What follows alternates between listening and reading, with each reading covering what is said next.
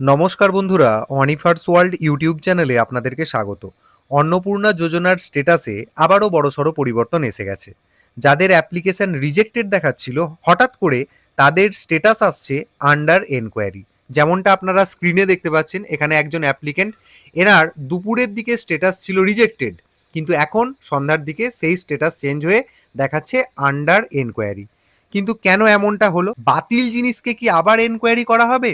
তাহলে কি রিজেক্টেডরা আবার টাকা পেতে পারেন?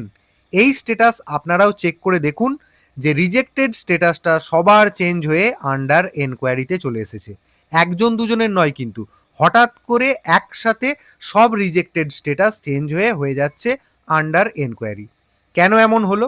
আমি দুটো কারণ আপনাদেরকে বলবো এবং এতে করে আপনাদের কাছে পুরোপুরি ব্যাপারটা ক্লিয়ার হয়ে যেতে পারে। প্রথমত আমি যেটা বলবো, একটা সরকারি প্রকল্পে যেখানে মানুষের একটা চরম আশা জড়িয়ে রয়েছে, সেটা নিয়েই কিন্তু ছেলে খেলা চলছে। আমি জাস্ট বলতে বাধ্য হচ্ছি, ছেলে খেলা চলছে। রিজেক্টেড দেখাচ্ছে সাবমিটেড, আবার দেখাচ্ছে আন্ডার প্রসেস, আবার এখন সেটাকে আবার আন্ডার এনকোয়ারি দেখাচ্ছে। কাজেই মানুষকে এতটা টেনশন দেওয়া হচ্ছে, তারা সেটা নিতে না পেরে বিডিও অফিস অথবা পঞ্চায়েত অফিস বা মিউনিসিপ্যালিটি অফিসে গিয়ে প্রতিবাদ করছেন। কেন হবে না বলুন তো? সরকারি নিয়মে তো কোথাও বলা হয়নি ৩টের বেশি পাকা রুম বিশিষ্ট বাড়ি থাকলে টাকা পাওয়া যাবে না, বা স্বামী চাকরি করলে তার স্ত্রী টাকা পাবে না, স্বামী ইনকাম ট্যাক্স দিলে তার স্ত্রী টাকা পাবে না, এবং আরও অন্যান্য বিভিন্ন কারণ রয়েছে। তাহলে হয়রানি কেন হতে হচ্ছে মানুষকে? এর উত্তর কিন্তু কোনোভাবেই নিচুতলার কর্মীরা দিতে পারবে না, যতই আপনি তাকে ডিম্বাঘাত করেন। সেন্ট্রালি পরিচালনা করছেন এই ব্যাপারটাকে মুখ্য সচিব, তার কাছেই কিন্তু এই সমস্ত কিছু প্রশ্নের উত্তর রয়েছে। আপনারা লিখে রাখুন, আবার স্ট্যাটাস পরিবর্তন হবে এবং একাধিকবার হবে।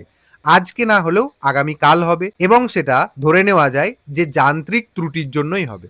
চারতলা বাড়ির মালিকও যেমন টাকা পেয়ে গেছে, আবার চাকরি করা মানুষের স্ত্রীও টাকা পেয়েছে। এমন প্রচুর উদাহরণ রয়েছে। রাতারাতি সাবমিটেড থেকে অ্যাপ্রুভ হয়ে গেছে স্ট্যাটাসটা এবং টাকাও ঢুকে গেছে অ্যাকাউন্টে। তাহলে এটা অ্যাটলিস্ট বুঝুন যে সস্তার ওয়েবসাইটটা আপনাকে নিয়ে জাস্ট খেলছে। অতএব শান্ত থাকুন। আন্ডার এনকোয়ারিতে গেছে মানে ধরে নেওয়া যায় যে ভুলবশত এত মানুষের রিজেক্ট হওয়ার ব্যাপারটা সরকারের নজরে এসেছে। কোথাও না কোথাও তো একটা টেকনিক্যাল সমস্যা হয়েছে। না হলে এমন প্রচুর মানুষ আছেন যারা দিন দরিদ্র, যাদের কোনো কিছুই নেই, তাদের অ্যাপ্লিকেশনগুলো রিজেক্ট করে দেওয়া হয়েছে। তাই জিনিসটা আমার মনে হয় যেন এটা সরকারের নজরে এসেছে, এবং তাই তাদের তথ্যগুলো আবার ভেরিফিকেশন পর্যায়ে নিয়ে গিয়ে যদি তারা যোগ্য হয়, তাদেরকে টাকা সরকার পাঠাবে। তাই বলবো, আপনারা মাঝে মাঝেই স্ট্যাটাসটা চেক করতে থাকুন, কিন্তু অযথা স্ট্যাটাসটা দেখেই বিভ্রান্ত হবেন না, বা কোনো কাগজপত্র নিয়ে অফিসে ছোটাছুটি করার কোনো মানে নেই। এখন অনেক খেলা বাকি রয়েছে, সেটা আপনাদেরকে দেখতে হবে। এটা গেল একটা সাইড। আর একটা দিক, হয়তো আবারও বলছি, এটা কিন্তু কমপ্লিটলি অ্যাজাম্পশন। হঠাৎ করে সব রিজেক্টেডকে আন্ডার এনকোয়ারিতে ফেলে দিলে কি হয় জানেন? আশার আলো দেখে মানুষ। ভাববেন হয়তো সরকার আপনাকে নিয়ে ভাবতে শুরু করেছে। রিজেক্ট থেকে এনকোয়ারি পর্যায়ে গেছে মানেই আবার আপনি সুযোগ পেতে চলেছেন। এই জিনিসটা কিন্তু আপনার মাথার মধ্যে কাজ করবে। তাহলে আর ওই বিডিও অফিস বা পঞ্চায়েত বা মিউনিসিপ্যালিটি অফিসে গিয়ে আপনি আর জড়ো হবেন না। আপনি কোনো প্রশ্নও তাদেরকে করবেন না, বা কোনো প্রতিবাদমূলক ভাষাও প্রয়োগ করবেন না। মাইন্ড গেম খেললো না তো এই ব্যাপারটা নিয়ে? একটু জাস্ট ভেবে দেখবেন। এবার দেখা যাক আসলে বাংলার মা বোনেদের মুখে হাসি ফোটে কিনা।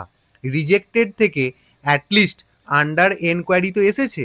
অতএব যদি আমরা পজিটিভিটি নিয়ে চলি, তাহলে বুঝতে পারবো যে আমাদের রিজেকশনের কারণটা হয়তো কোথাও না কোথাও একটা খটকার ব্যাপার রয়েছে। অ্যাট এ টাইম এত মানুষের রিজেকশন হওয়াটা কিন্তু খুবই অস্বাভাবিক।